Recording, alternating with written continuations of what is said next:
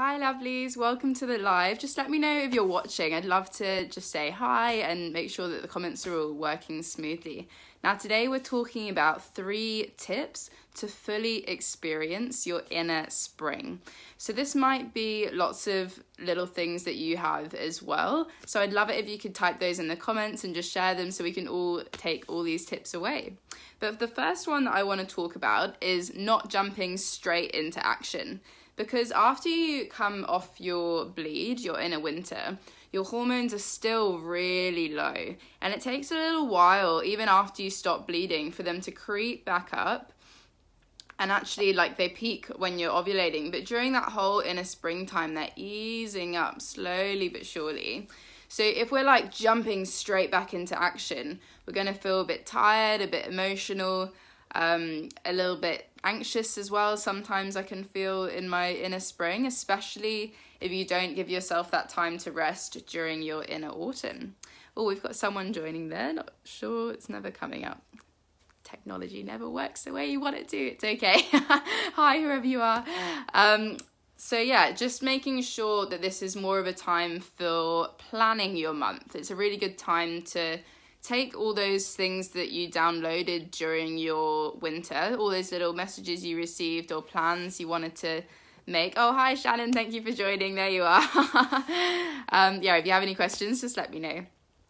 And then when it comes to your spring, you can put all those things into a little plan, start really deciding what you're going to do with your month, generally speaking. So that might be all your food shopping, maybe some goals that you've got for the month. It might be even with your spiritual practice, maybe things that you want to work on that month.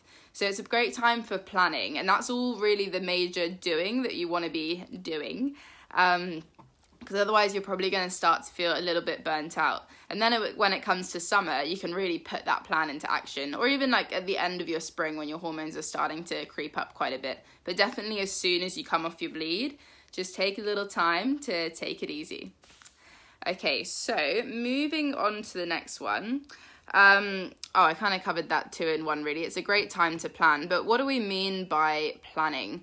And we need to get quite specific with these things, because when it comes to our inner autumn, the critic's gonna come up pretty strongly, our inner critic, and start sort of filtering through everything we've done the month or the year or whatever. And if we've done enough, it's March 2021 and I've not achieved anything so far.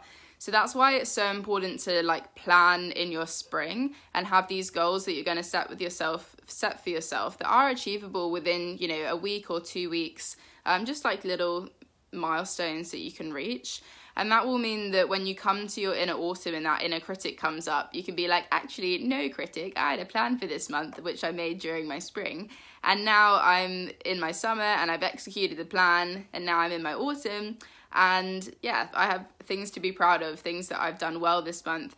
And then you can use that time to decide really where things weren't working well or whatever, but we'll get onto that in another video. And the last thing I wanted to talk about, so number 1 was don't jump straight into action. Number 2 was great time to plan in your inner spring. And number 3 is embrace your inner child. And I know I've balked at that term before when I didn't really understand what it meant. But everyone does have this inner child that it's pretty unavoidable to have an inner child that isn't a little bit wounded. Our parents do the absolute best, I'm sure, or maybe they didn't as well, but even if your parents did do the best that they possibly could, they're still human and they've still got their own things that they maybe didn't have worked out, or were just new parents and didn't do everything right, and that's kind of fair enough. But yeah, everyone's probably got some small inner child wounds. And I never really thought I did until I started going to therapy, and I was wow, there's so many things. I'll give one example of my inner child work that I've done, which doesn't even sound like a big deal. I didn't think it was, but I moved schools every 2 or 3 years through my whole childhood pretty much. And I always saw that as a positive, because I was I find it really easy to talk to people, make friends, and just be a bit of a social chameleon. I can fit in, I can talk to the dustbin man or the queen. That's a phrase we use in the UK. I'm not bothered about that. But what I realised is that because I move around so much, I actually find it sometimes quite difficult to like maintain those friendships and keep them going, because it's sometimes in the back of my mind that like, oh, I'm only going to be here for a year or two or whatever.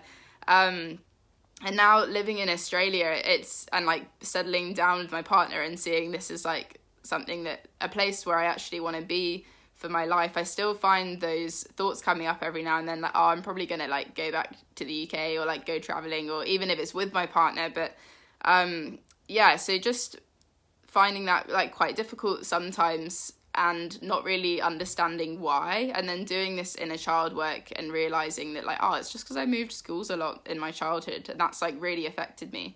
So, and even in things like not really like showing up as myself and being really self-assured, like over the last year, I've realised that I've developed this now, I've been working really hard on it, but I didn't have my own taste in music, because I'd always just like go with what other people wanted to listen to and just like try and fit in. And same with like activities that I like doing, like obviously the yoga's been a really personal thing for me for a few years now, but I just go with whatever other people wanted to do. And now I'm finding that like, oh, I really like dancing in like a bit of a weird freaky way instead of doing like hip hop, which is cool. So yeah, things like that. Anyway, that's enough about my inner child, but you can see just from that really simple example where you wouldn't think it would affect you like really, really badly, that it has actually had quite a big impact on my like social confidence in a way that I never thought it would. So inner child work is really important, and your inner spring is the best time to do it, because your inner spring kind of mirrors your teenage years, your adolescence in some ways. And then your summer kind of represents, and this is going to be different for everyone, but it represents kind of like your 20s, maybe your early 30s. And then your autumn represents the perimenopausal years, where your like hormones are starting to drop off and go a bit crazy and everything gets a bit wild. And then your winter represents your menopause, where you really come into yourself and you just feel powerful and settled.